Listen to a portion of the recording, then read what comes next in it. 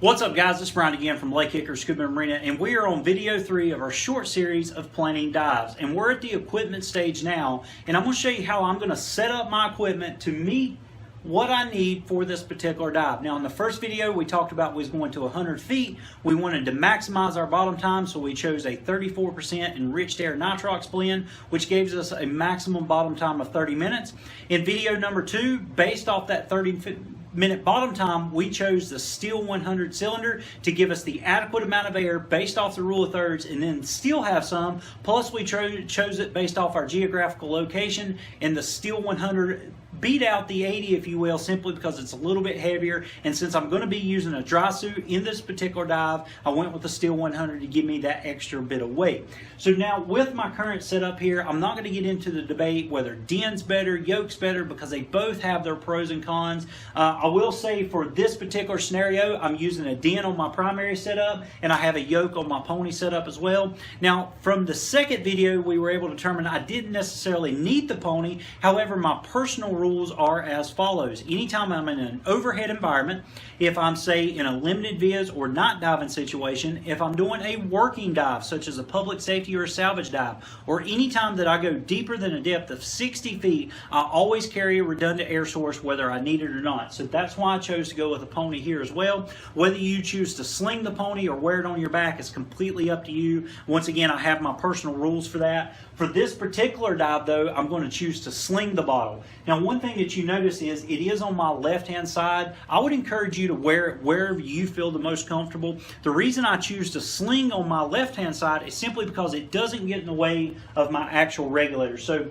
my second stage that I breathe off of, or my alternate for, whatever emergencies, it's not getting in my way of getting to those hoses in one way, shape, or form. I do like it on my left-hand side based off consistency alone. When I side mount dive, if I'm only a single tank side mount situation, my primary cylinder is, of course, here on my left-hand side, and I'm used to having to pull that hose up or whatnot, so it's always there, and that's why I choose that. I will state this as well. When I ice dive, or if I'm doing public safety work or even salvage work for that argument, I always put my pony on my back, and it actually goes on my right-hand side. Now, the reason I do that, once again, is because of consistency. Anytime I'm in a situation like that, I typically don't have my alternate as part of my primary reg system. My alternate is actually my alternate air source system, and instead of slinging the cylinder or looping my hose into the bungees, it actually comes under my arm and hangs on a necklace just like my alternate does. So it's still consistent with that single tank back mount situation. But in this particular dive, I'm going to a pony system on my left hand side. I personally prefer 30 cubic feet. You may dive with a 40 or a 13 or a 19 or whatever you choose to dive with, but 30 seems to work best for me for adequate amount of air, say from 100 foot to the surface. Now, all that being said, let's look at how I've got it set up for this particular dive to 100 feet for a maximum bottom time of 30 minutes. Of course, I've got my cylinder of choice, which was the Steel 100. Now, I did go with my cold water reg system simply because I know I'm going into colder water. My BC of choice is my backplate and wing. I really love diving with a backplate and wing, but there's a specific reason I chose it for this dive. Since I'm going to 100 foot here in our lake, and the water temperature is usually between 43 and 45 degrees, that automatically tells me I'm going to be using a dry suit. With a dry suit, using a Steel 100, I need around 11 pounds of weight to help get me down. With that being said, my steel backplate is about 5 pounds, and then I have 6 pounds of lead in trim pouches on the back side. Now, one thing I will state, this is a balanced rig. Simply put, I can swim up from any given depth based off what that dive is without needing to ditch weight. Now, I do encourage you to always dive with ditchable weights, but if you're in a balanced situation, as you use up air out of your cylinder, you're going to be losing a little bit of weight, so that will help you during the ascent phase during an emergency. So with a balanced rig, 11 pounds is all I need at 100 foot in 34 degree water using my dry suit. This works out great. I have a 5 pound steel plate, and I have 2 3-pounders, one in each trim pouch to balance me out around that 11 pounds. Now, as far as how I set up my gear, it may be a little bit different from you as far as what clip systems. I personally prefer my alternate to be hanging around my neck. It's pretty much how I dive all my setups, whether it's technical diving, recreational diving, public safety. It doesn't really matter to me. I like my alternate around my neck. As far as my right-hand side here, I do carry a spare flashlight, and it's simply bungeed off. I've got another video. I'll try to put it down in the description below if you can, if you want to go watch it, to show you how to clip off your flashlight so that you don't have a dangling or any danglies, if you will. Also have a spare double ender just for whatever I need for working purposes as well. Here on my right hand side, if you can see it, this is where I keep my SMB and my reel, and it's just clipped off to my right D-ring. So when I come up to do my safety stop, I can actually shoot the buoy as well. It's not getting in the way, it's not dangling down below me, it's actually tucked up here behind. And also here on my right hand side, I've got a 50-pound lift bag. Now I use it for redundancy as well as far as buoyancy, but I also have it because I do a lot of salvage work anytime I'm wearing a backplate wing, and it's a great place to stow it as well. Now here on my left side, I always carry EMT shears with me, and every BCC or BCD system I've got, I actually wear my shears in the exact same place simply for consistency. I do have a backup cutting tool. It's here on my left-hand side of my waist strap as well. And of course, I'm just using a single pressure gauge as well. I do dive with a computer, but primarily I only dive with computer on my wrist. Now, in a public safety situation, I dive an air integrated computer on the console simply because I can download everything into one file for courtroom purposes. But for this particular dive, a single pressure gauge is all that I'm going to go with. Once again, my pony of choice is the 30 cubic foot cylinder. And of course, it's pressurized to 3,000 psi. I've just got a 15X here mounted on it as my pony rig, just a single second stage, and I do also have a pressure gauge as well so I can monitor how much gas is in it.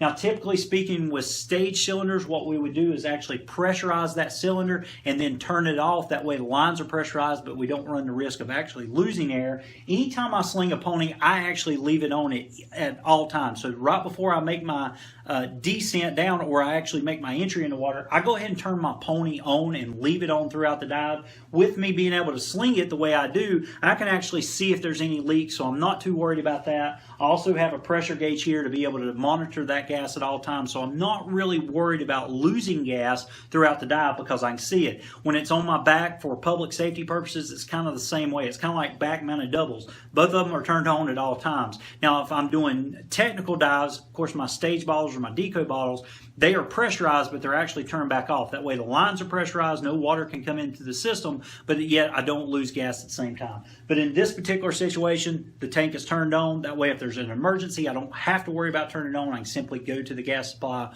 or hand it off to a buddy as well. But guys, this third part of the planning series is gear configurations, how we set it up. I've got everything set up for me to work best for the particular dive that I'm doing. Your gear setup may be a little bit different based off your tank size, based off how many tanks you use, or based off what the dive itself is. Now, I'm just going 100 foot in the lake. I'm not going to be penetrating anything, so I'm not really worried about just a traditional setup, if you will. If I was making penetrations, I would probably be in double aluminum 80s in a side mount configuration. I'd have one long hose, one short hose, but I'm not really doing that. For this particular dive, this is going to be the best setup for me for the dive that we planned on.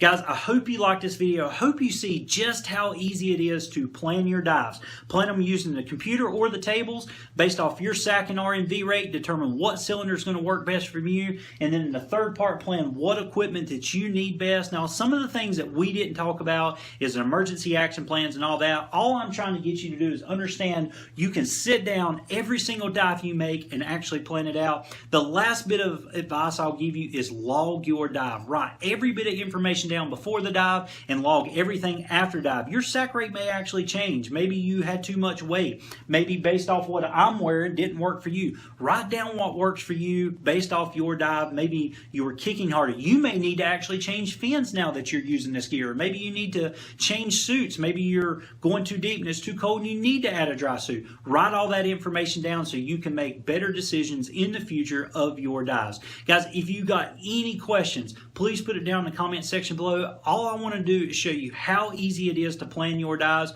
If you're making the same dive over and over and over, you don't necessarily have to go through this process every single time. If you've got that information wrote down, simply walk over, pick up a tank, fill it with a compressor, throw it in your gear, and go diving. However, if you're making new dives, this is a simple, easy procedure. Step 1, Step 2, Step 3, and we've made you 3 different videos. If you want to review those videos, I'll have them down in the description below, and I'll probably have them pop up here or there as well. You can simply watch those videos as well. But guys, I really hope you enjoyed this video or this series of videos. I hope you found it very interesting, very educational as well. Once again, any questions, please put it down in the comment section below. As always, guys, make sure you follow us on Instagram and Twitter, like us on Facebook, pin us on Pinterest, subscribe to us here on YouTube, and as always, guys, We appreciate your business.